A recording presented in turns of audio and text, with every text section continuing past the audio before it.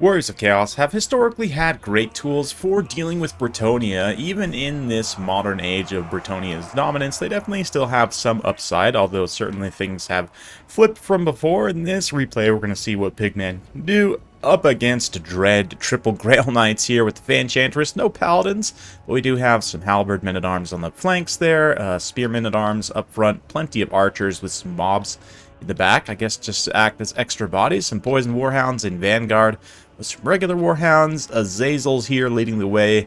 We've seen recently how good he can be if used well. He's got a Cockatrice to back him up.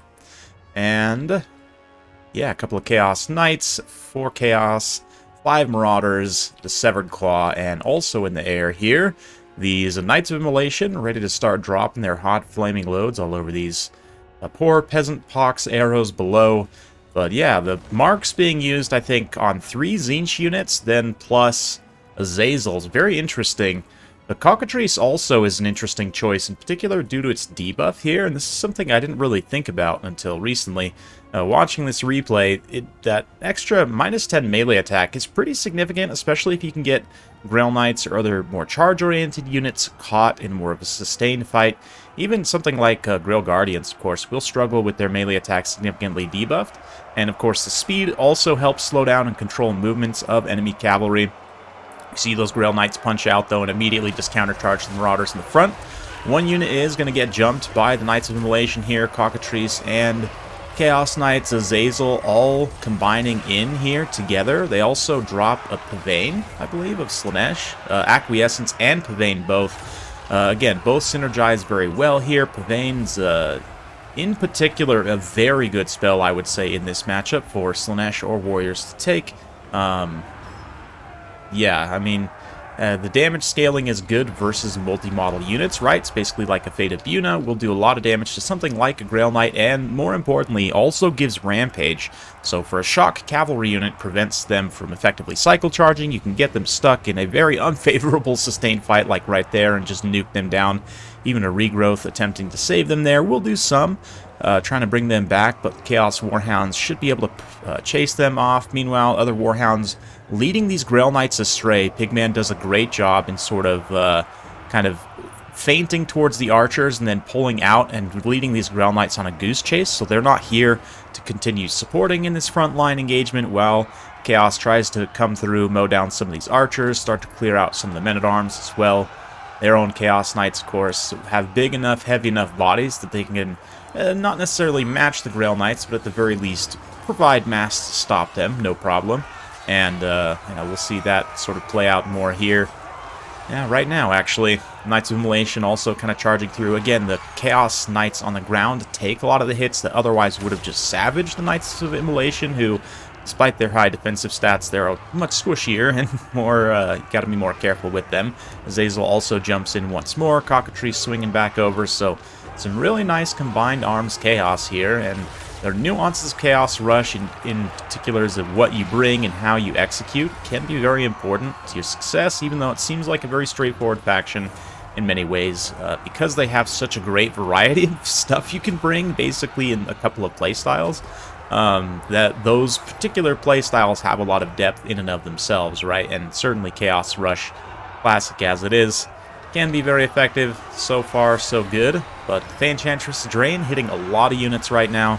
Grail Knight's still fighting, and there's lots and lots of peasants still going as well. So Azazel's got to try and take the Enchantress out if he can. Chaos Knight's starting to run out of steam. The Knights of Immolation also taking a lot of damage, and Men-at-Arm polearm supporting here will be fantastic due to their cheap cost and their armor-piercing anti-large.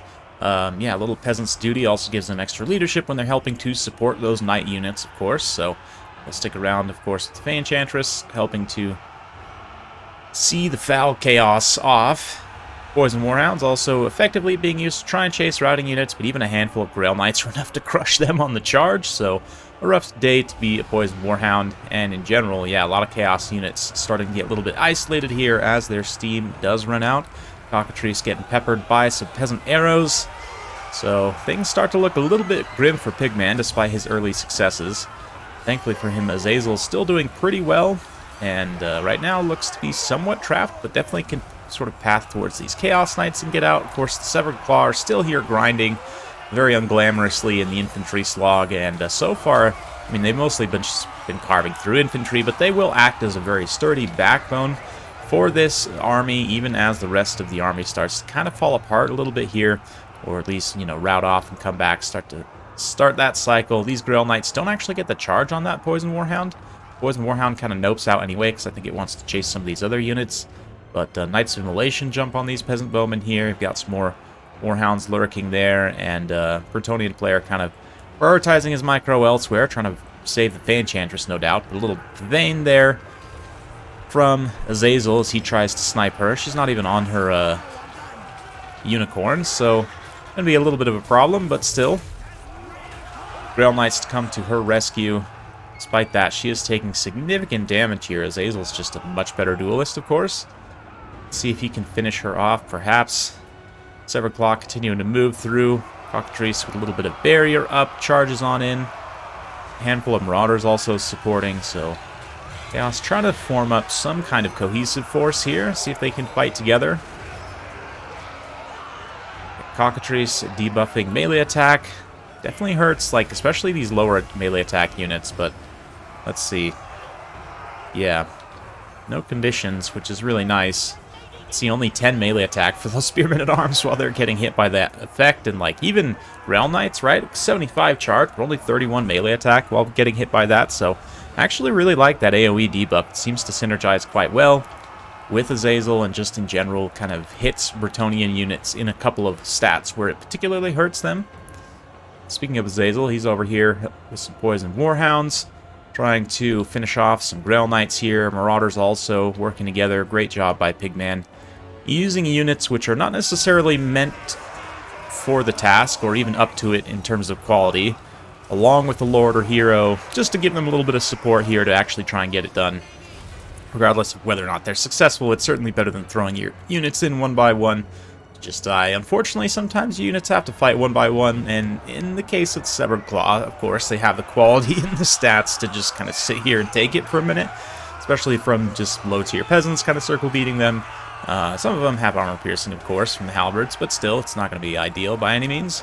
Certainly as the Cockatrice flies over and just kind of debuffs here, like not even landing. This is actually pretty good to just sit it over top of this fight. It's going to basically mean these, I mean, they're minimum hit chance already, I think, so it might not actually matter, but, you know, at least on paper, it feels good to do, let's say. Azazel forming up here, Knights of Immolation, Bretonnia also kind of reforming ranks, so we'll fast forward a little bit as both players kind of reform their lines. Get ready for the final engagement. One Marauder just going to get clobbered on the ground, no, nothing to do about it, but, yeah, the air forces here are significant. Of course, one more Pavane from the Fanchantress, even though the damage scaling isn't great against single entities, just to send her into an enrage, make sure she takes as much damage as possible and routes off. Of course, that Pavane also would have been pretty good against these Grail Knights as well, but the priority here by far is to finish off the Fanchantress. Once she's gone, the leadership of Bretonnia will significantly suffer, so Azazel slips out there. Severed Claw are still grinding it out, getting circle beaten here. And I will say, from Bretonnia's perspective, as this late game kind of moves on, the Severed Claw, you definitely want to try and get a clean rear charge on them if you can. Azazel just drops his charge animation, wow, and just cancels it immediately. That was very interesting. Just hits the ground and immediately bounces off, and it's just enough to finish off the Enchantress. I don't know if I've ever seen that before. It's pretty impressive. But, yeah, the Severed Claw, so what you'd want to do is open them up, right? And engage your infantry in such a way that you have a clean angle to rear charge them just straight on with the Grail Knights. Basically, you want to get a clean rear charge with none of your own unit models interrupting. And then, you know, leave them in long enough to do a couple of attack animations and then pull away. Of course, Pigman could always countercharge on his own in Severed Claw like he does exactly right here, which is going to mitigate their effectiveness somewhat, but charging through your own troops certainly is going to be much less effective. And, ooh, nice Pavane here on this relatively healthy unit of Grail Knights. And I'll keep the health bars up so you can kind of see the overall damage. There's not a lot damaging these Grail Knights right now. Besides that, I mean, I guess the Severed Claw a little bit in melee there.